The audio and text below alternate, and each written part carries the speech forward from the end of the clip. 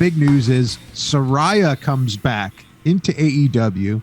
Apparently a very long history. Seems like there's a little bit of controversy behind it. I'm sure everybody knows, or if you don't know, she was injured a long time ago, had a very major neck injury, basically put her out of WWE, put her out for a long time, didn't think she was going to wrestle again. And I'll tell you this, Tony Khan did a really good job of keeping this one super quiet. I don't know if the media scrum had like skirted all the attention away from this and was a good idea, or we were just totally surprised on it. So she comes out, but there's a lot of rumors that says she's not cleared to wrestle. If she's not cleared to wrestle, if she's not going to wrestle, what exactly do you think she's going to do, Tammy? What else is there to do? I don't understand. Exactly. Hang around and be a manager for a while until she can wrestle? I mean, I don't, they could get creative and think of a lot of things to do. It is interesting, but again, it's just a rumor, like nobody really knows. And that might be a purposeful rumor to surprise, where she can come out and really surprise in a match one day. First of all, she's completely new to me.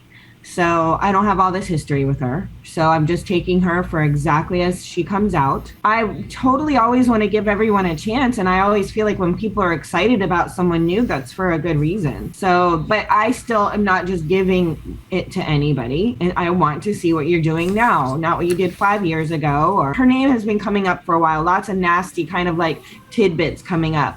So I purposely did not actually click on it to read further about it, because I'd rather not, because that's, you know, we'll get into that more later, but I don't want to be clouded by anything. I want to see what you can do. If you can entertain me, you can entertain me, and then like I'll be cheering with the rest.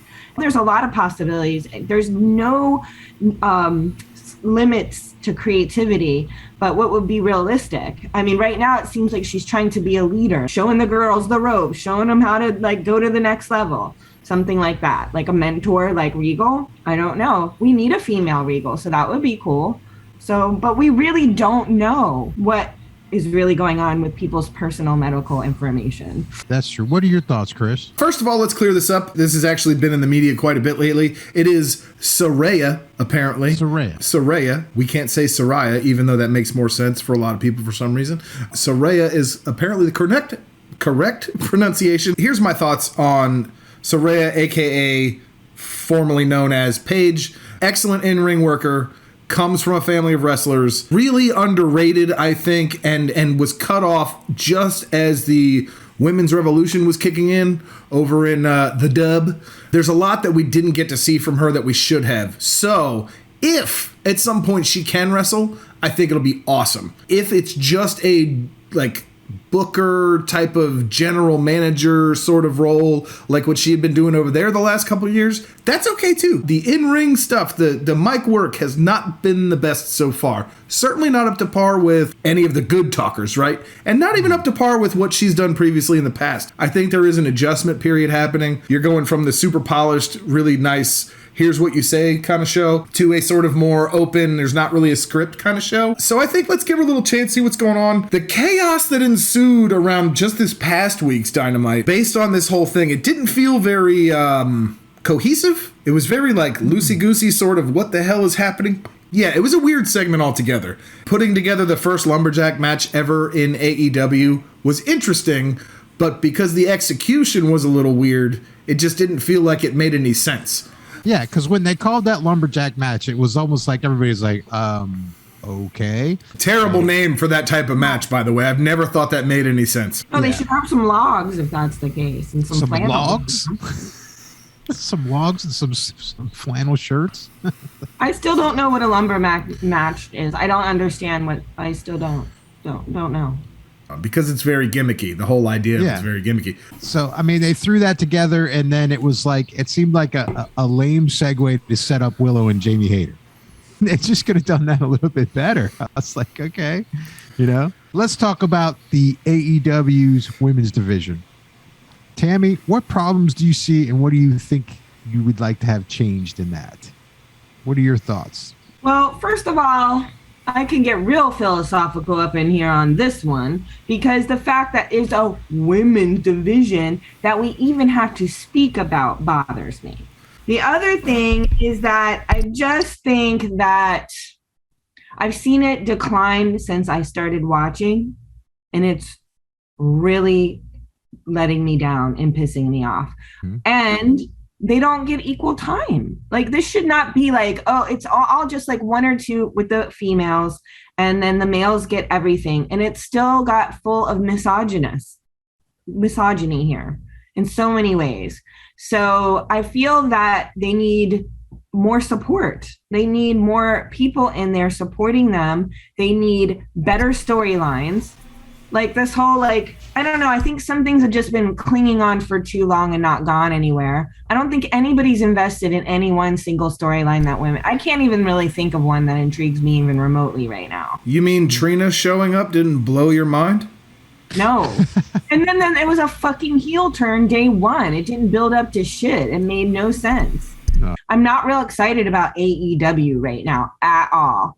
And they need to turn it around, because I'm wanting to focus on other things. I just got to find the right things to focus on that have not terrible camera work that hurts my eyes. Exactly. My thoughts on the AEW women's division is, first of all, they need to take the people that have been there, the wrestlers that have been there, and push them to being there.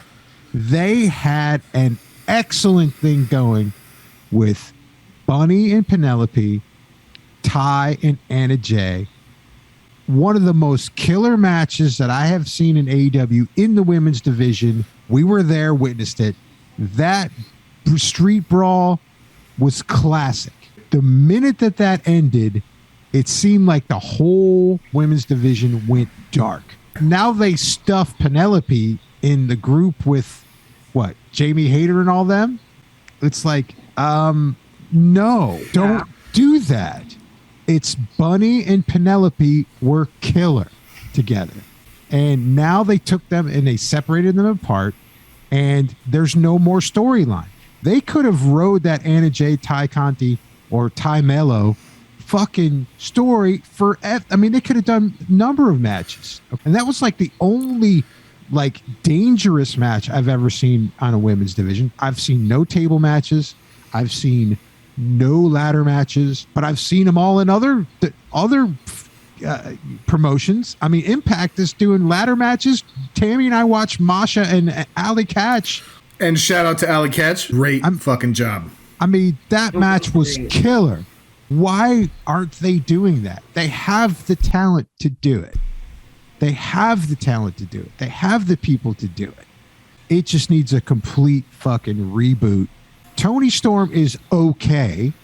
All right. She's a great wrestler. Don't get me wrong. But as far as like being the champion, I mean, she's, you know, it's like Hayter's better. There's people that have been in the division longer that are better. Ruby's better at it. There's a lot of, I mean, it's just, I don't know, man. It's just making me mad.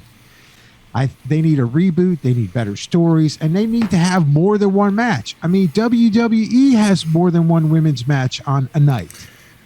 I mean, it's more exciting in other promotions than it is in AEW, and it's a shame because the wrestlers in AEW are top fucking quality.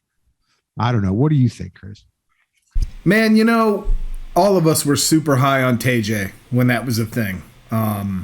And Penelope and Bunny. That was the peak of AEW. Like the women's division over there, that was when it was the best. But it is what it is. Mm. They have the tendency to bring these women in. It's a big deal at first, and then they fizzle out. I have to disagree with you on Toni Storm. I think she's an excellent champion. I don't think she has been used well.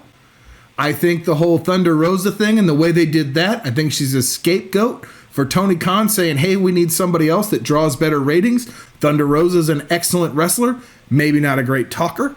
So they sidelined her. That's all debatable as to what the real story behind that is. The women's division is in trouble and it needs help. They were on the right track before they started trying to turn it into something it wasn't. The storylines don't necessarily need to be there. You've got a roster flooded with female talent. Use them. We don't need Britt Baker to be the center of attention every week for 3 years straight. Period. No. As much as Britt Baker is talented and amazing and awesome, there's a lot of people that they just have like a back catalog of people. Like it's if you were to walk into a room and say, here's all the greatest female wrestlers right now today on the planet, AEW has like 60% of them.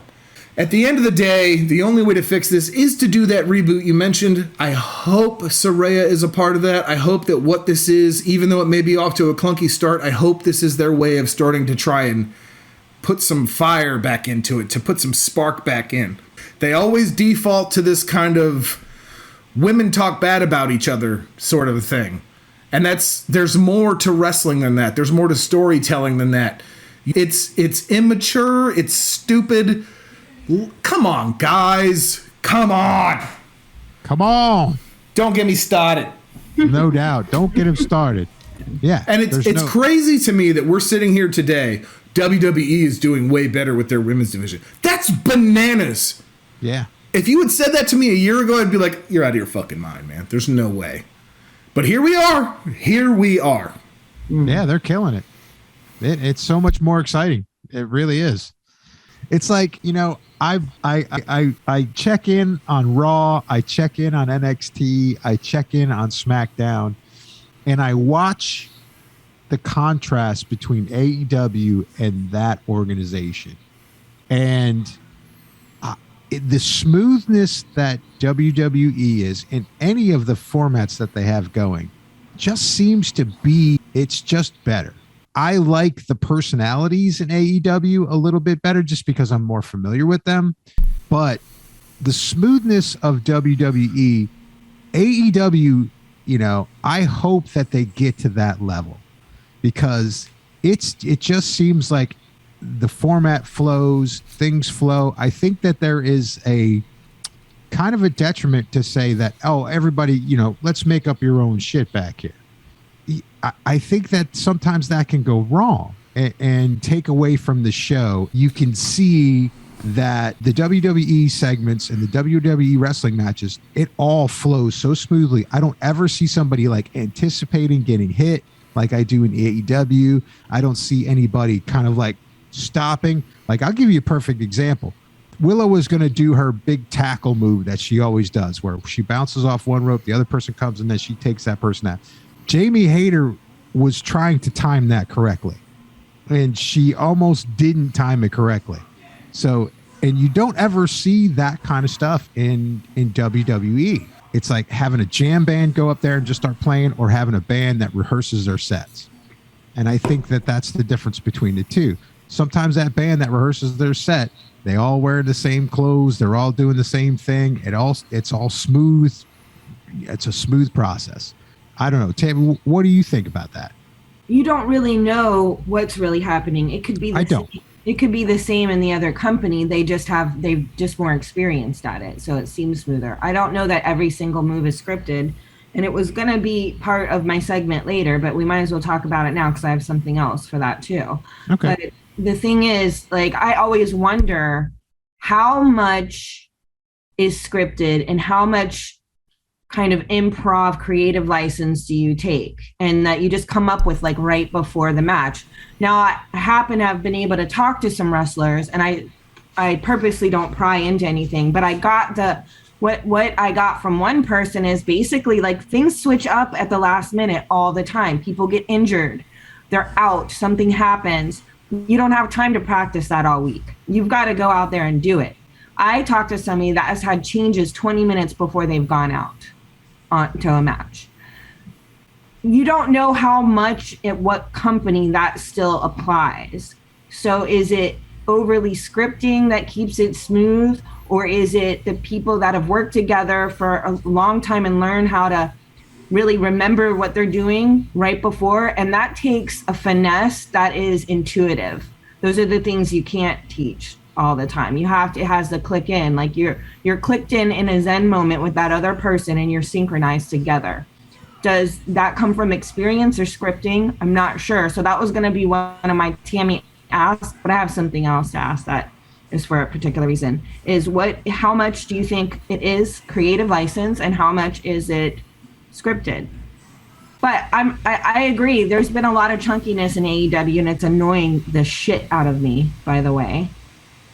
But when I see these big shows, I feel like some soul is lost too. Yeah. I still think that you need to give Raw another chance. And I think you need to give NXT another chance. I'm happy to give them chances when they have their camera work. I'm not hurting my eyes to watch wrestling. You know, you mentioned the camera work thing, and I have to say this. Rafe, you're talking about how in AEW, a lot of the things you could tell when people are preparing for spots. You could tell when people are kind of tensing up or getting ready to go to the next thing or whatever, and it sort of feels like everything is kind of predictable, right? Mm-hmm.